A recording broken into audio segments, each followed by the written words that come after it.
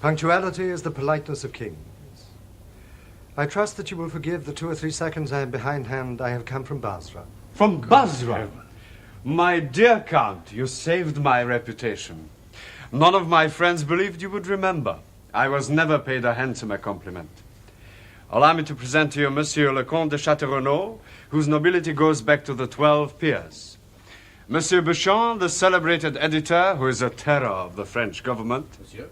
Monsieur Lucien Debray, private secretary to the Minister of the Interior. Monsieur. And Monsieur Maximilien Morel, captain of Swimes. Monsieur.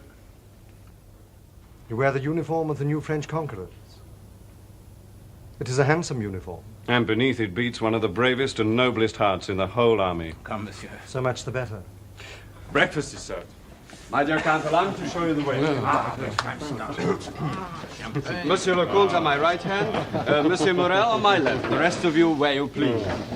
Gentlemen, I am a stranger. This is the first time that I have ever been in Paris. The manner of living in France is utterly unknown to me. I have followed the Eastern customs. I beg, therefore, that you will excuse if you find anything in me too Turkish, too Italian, or too Arabian. And now let us breakfast. Will you stay long in Paris, Monsieur le Comte? As long as it pleases me. A year at least. Oh, then we must find you somewhere to live. Faubourg Saint-Germain, of course. Pay no attention to him, Monsieur le Comte. Live at the Chaussée d'Antin. That's the real centre of Paris. Boulevard de l'Opéra on the first floor. House with a balcony. Ah, well, no doubt Le Baron Danglars will know some suitable property. Baron Danglars? The father of my intended bride. I shall hope to have the pleasure of introducing you to Mademoiselle Eugenie. An honor that I look forward to with the keenest anticipation. So the famous banker is to be your future father-in-law? Yes, have you met him? No, but I intend to at noon today. I've opened a credit with him through my bankers in Rome, Thompson and French. Thompson and French? Splendid. We wandered from our subject, gentlemen. I would be honored, Monsieur le Comte, to place at your disposal a suite of apartments, if you need them. Set your mind at rest, Monsieur de Château-Renaud. I have already purchased a house in Paris. But how is that possible? You only arrived this morning. But I sent my valet de chambre and my steward on ahead of me to make all the necessary arrangements. They are perfectly acquainted with my tastes. Then you have never seen your establishment? No, but I have the address. Oh. 27 Avenue des Champs-Élysées. Indeed. You know the house? Oh, it was a gift from King Louis XV to Madame de Pompadour. It's a palace, man. It's been empty since the old Marquis de Saint-Séverin died last year. Hardly surprising, since they've been asking in the region of 3 million for it. Would it be impertinent of me to ask how much you paid? Not at all, since I have no idea. But if the figure that Monsieur Debray has quoted is correct, then that is very likely what I have paid for. Monsieur.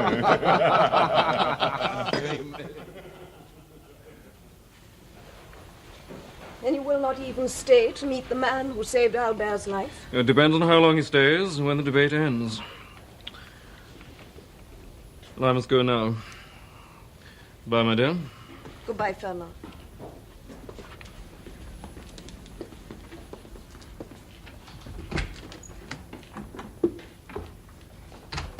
Father.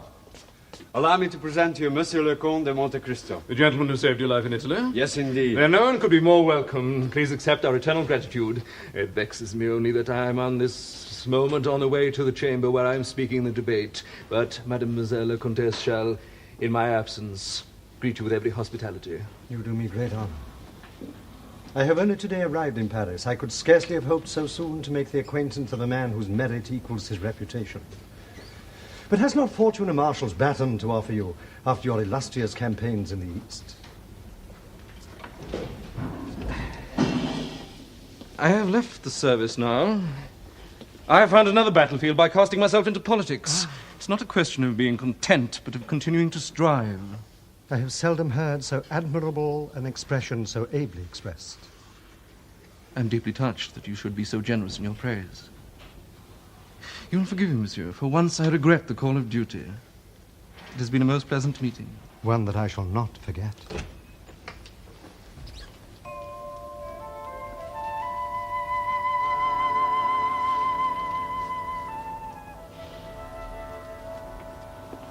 What is it, my dear? You're not well?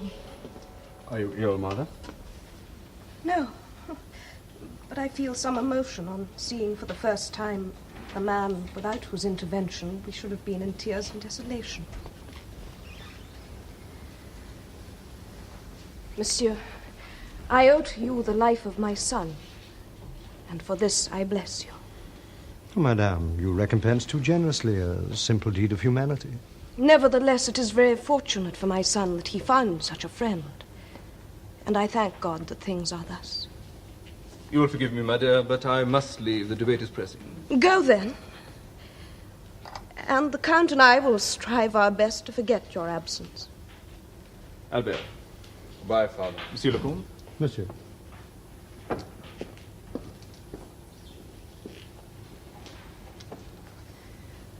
Will you do us the honor of passing the rest of the day with us, monsieur? I must beg to be excused. It would give us great pleasure. Believe me, Madame, it would give me even greater pleasure. However, I have only just arrived in Paris, and there are matters that require my attention which I know you will understand. But I thank you for your kindness. At least you will promise to visit us another time. I will not detain you, monsieur. I would not have our gratitude become importunate. Albert?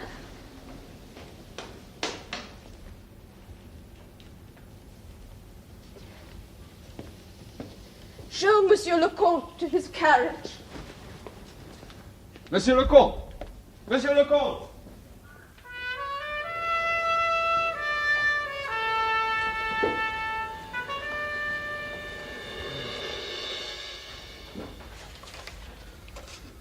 Then, gentlemen, I propose we adjourn our business until this day week, and I shall call a full meeting of the Railroad Committee. Is that agreed? Agreed. Yes?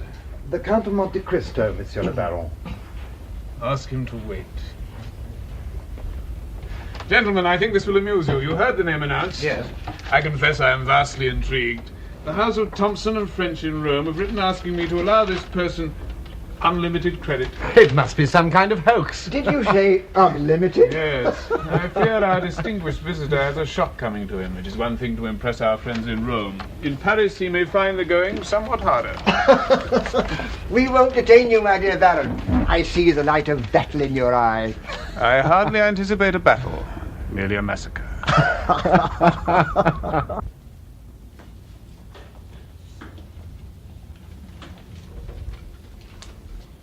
I have the honor, I presume, of addressing Monsieur de Monte Cristo. And I am speaking to Baron Danglars, Chevalier de la Légion d'Honneur, and member of the Chamber of Deputies. You must excuse me for not addressing you by your titles. We here live under a popular government. I am myself a representative of the liberties of the people. And so much so that whilst preserving the habit of styling yourself Baron, you have deemed it advisable to lay aside that of calling others by their title. On the contrary, it is simply that I attach no sort of importance to these empty distinctions. Oh, really? Am I to take it then that your servants address you as Danglars? Permit me to inform you, Monsieur le Comte, that I have received a letter of advice from Thompson and French of Rome. I'm charmed that it has reached you. It will save me the disagreeable task of calling upon you for money myself. There's one slight difficulty. I do not fully comprehend the letter. Really? And what is it, pray, that baffles your powers of comprehension? This letter gives Monsieur le Comte de Monte Cristo unlimited credit on our house. And what is there to explain in that simple fact, Monsieur le Baron? Merely the word unlimited. Is the word not known in France? The reason why I desired unlimited credit was precisely because I did not know how much money I might expend. But, my dear Count, in financial affairs, the word unlimited is so extremely vague. Now, what is vague is doubtful. And in my experience, where there is doubt, there is danger. I see. The Bank of Thompson and French set no bounds to their engagements, while that of Danglars has its limits. Monsieur, the amount of my capital and the extent and solvency of my engagements have never yet been questioned. Then allow me to be the first to do so. Name your wishes. The resources of the House of Danglars, however limited, are equal to the largest demands. Were you even to require $1 million? I beg your pardon? $1 million? But, my dear sir, If such a trifle could suffice me, I should never have taken the trouble to open an account. 1 million? You're talking of a sum that I'm in the habit of carrying in my pocketbook.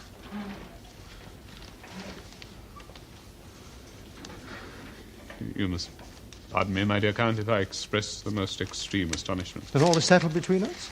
I shall thank you to send me a supply of money tomorrow. By all means. What sum will you require? Well, we may as well fix the sum as the probable expenditure for the first year. Shall we say 6 million? 6? And then if I should require more, well, we'll see.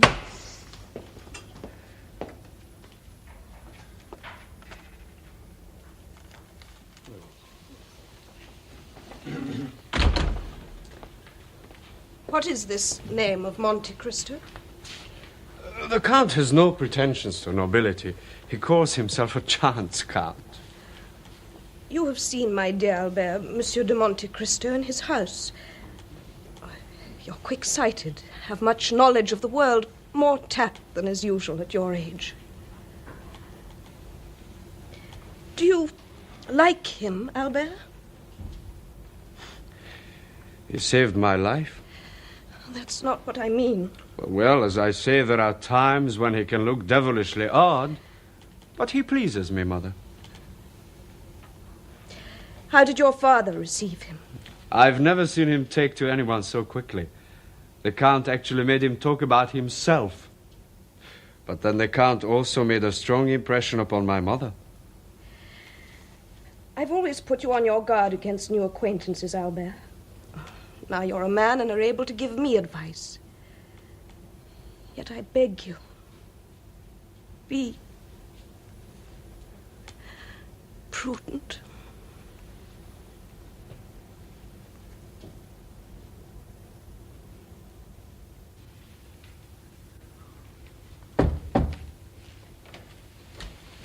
Baroness, permit me to present the Count of Monte Cristo. My daughter Eugénie, our only child. Mademoiselle Louise d'Armilly, her friend and music teacher, and Monsieur Lucien Debray. You're already acquainted, Monsieur le Baron? Really? I had no idea. We have breakfasted with Albert. You know the General and his family? Yes, I met the Viscount some months ago in Rome, and he presented me to his parents yesterday. No doubt you're already aware of the intended alliance between our two families. Yes. The Viscount is to be congratulated on his good fortune. Your daughter is as handsome as her mother is beautiful. It is the comparison one might make between Diana and Aphrodite, vexing to neither. Monsieur le Comte is as gallant as he is wealthy. I should have told you, my dear. He has come to Paris for a year. In that time he plans to spend 6 millions. That's a very great deal of money, monsieur. Well, what can you possibly spend so much? I propose to do whatever people do in Paris. However, I'm a stranger to your capital. I had hoped to make the acquaintance of someone who could initiate me into the customs of French society. You should enlist the aid of Madame Danglars, my dear fellow. No one is better acquainted with Paris society. It's useless to flatter me, Lucien. I should be quite inadequate for the task. My mother is right, monsieur. She would be inadequate. She has the talent, but not the stamina. My mother enjoys indifferent health. You need someone like Madame de Villefort. Eugénie, what nonsense you say. I do not know the lady. The wife of the Procureur du Roi. His second wife. Upon my word, Eugénie, that is a brilliant suggestion. No, only the obvious solution. She is charming, restless, discontented. A woman with a flair for extravagance she has little chance of indulging.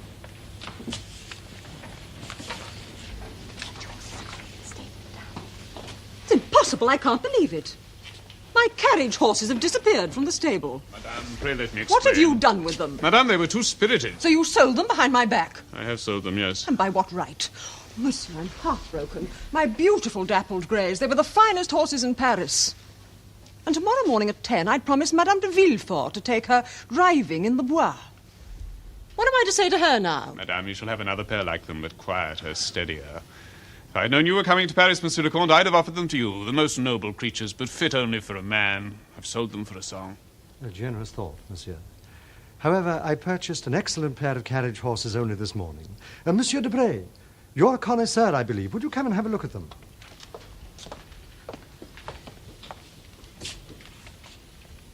I'm sorry, my dear. I couldn't tell you before. Some madman intent upon his own ruin sent his steward to purchase them at any cost. I've gained 16,000 livres from the sale. Don't look so angry. You shall have 4,000 for yourself. But this is extraordinary. I cannot be wrong. Madame, come and see for yourself. My dappled greys. Mine, madame. I purchased them this morning. But they're mine. Those are the horses my husband sold. How very singular. How much did you pay for them? 30,000 livres, I believe, madame.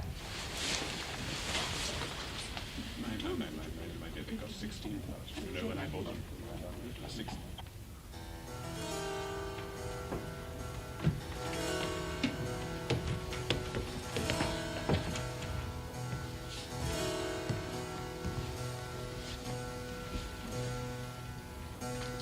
Have I your permission to enter? Why demand permission? Are you no longer my master? Have I ceased to be your slave? Aide. And why speak to me so coldly? If I have in any way displeased you, then punish me as you will. But do not speak to me in a manner so formal. Aide, I was about to remind you of what you are only too well aware already. Namely, that we are now in France and that you are consequently free. Free?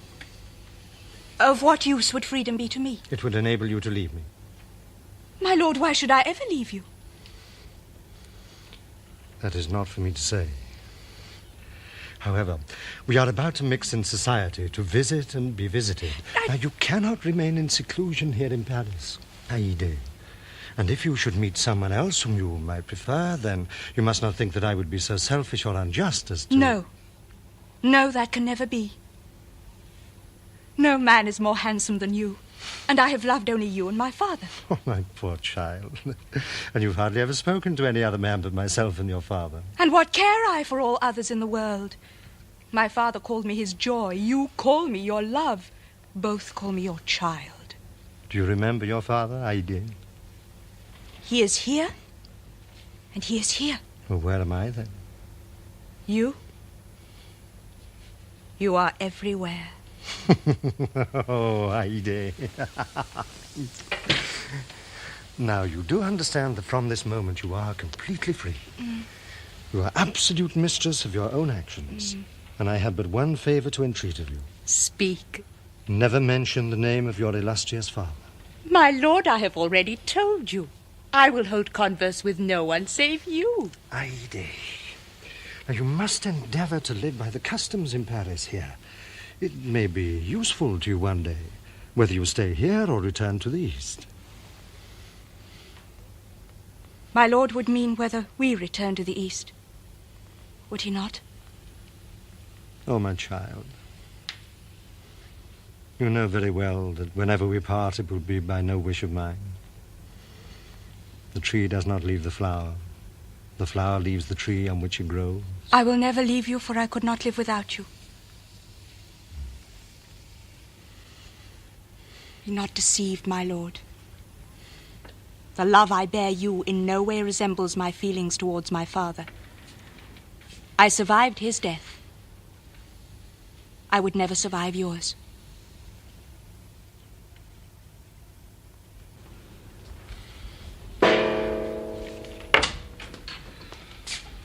Good evening, Excellency. The deeds to the house at Auteuil, Signor. I paid half the price you were willing to give. It's been empty for nearly 20 years. What news from Rome? None, Excellency. But I know my adopted son. After your letter and the money you sent, Benedetto and Major Cavalcanti will be halfway here by now. Sure. You've settled the matter of the dappled greys? I've given your instructions. Of the harness? The work has been done, Excellency. Good. You can take this letter and deliver it to Madame Danglars. At once. While you are there, you will ascertain what tavern her coachman frequents. Find him and make his acquaintance. Is that quite clear? Perfectly clear. Tomorrow morning at 10 o'clock, Madame Danglars will be taking Madame de Villefort riding in the Bois de Boulogne. Her carriage will pass this house. Ah, you wish it to stop here? When her coachman turns into the Champs-Élysées, he will lose control. The horses will bolt. Good coachmen never lose control of their horses. Naturally. You will buy him. At any price.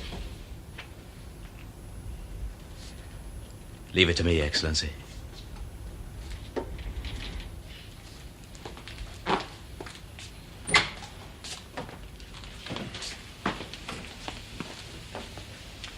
Adi, you've sometimes shown me your skill with the lasso. Now, could you stop an ox? Or a tiger? A lion? Good. Now, do you think you're capable of arresting a coach drawn by 2 runaway horses? Good. He sounds like a prince from the Arabian Nights. I begin to think he is.